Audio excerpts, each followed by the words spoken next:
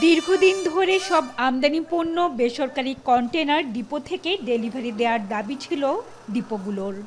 সম্প্রতি যুক্ত হওয়া ১২টি সহ এখন মোট ৫০ ধরনের পণ্য বেসরকারি ডিপো থেকে ডেলিভারি দেওয়া হচ্ছে, যা মোট আমদানি পণ্যবাহী এফসিএল কন্টেনারের ২০%।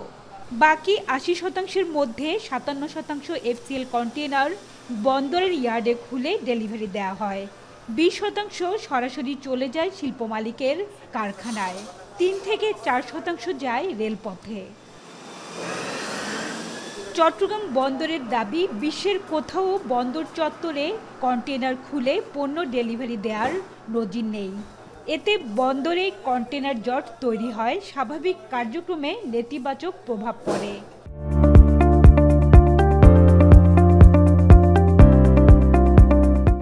তাই বন্দর কার্যক্রমের গতিশীলতা বাড়াতে পোশাক শিল্পের পণ্য ছাড়া বাকি সব এফসিএল কন্টেনার বেসরকারি কন্টেনার ডিপো থেকে ডেলিভারি দেওয়ার সিদ্ধান্ত নিয়েছে কর্তৃপক্ষ। ঈদের ছুটি শেষে ২ মাসের জন্য পরীক্ষামূলক এই কার্যক্রম চালু থাকবে। এই সময়ে যেসব অসুবিধা ও সমস্যা হবে সেগুলো বিবেচনায় নিয়ে পরবর্তীতে পুরোদমে চালুর বিষয়ে সিদ্ধান্ত হবে। বিজিএম এর যে কন্টেনারগুলো আছে এগুলো ব্যতীত অন্যান্য সকল এফসিএল কন্টেনার আমরা ঈদের ছুটির পর থেকে পরীক্ষামূলকভাবে ২ মাস আমরা অবডকগুলোতে পাঠানো শুরু করব। এই ২ মাস আমরা বেসিক্যালি দেখব আসলে কোন কোন জায়গাতে সুবিধা এবং অসুবিধাগুলো হচ্ছে। এটা অ্যাবসলিউটলি একটা পাইলট প্রজেক্ট এবং এইটার যে আমাদের ফলাফল আসবে তার উপরে ভিত্তি করে আমরা পরবর্তী সিদ্ধান্ত নিব।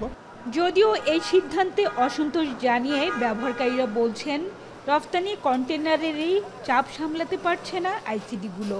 এর সঙ্গে আমদানি পণ্যের সব এফসিএল কন্টেনার বেসরকারি ডিপোতে পাঠালে ব্যাপকভাবে ক্ষতিগ্রস্ত হবেন তারা, ব্যয়ও বাড়বে কয়েক গুণ।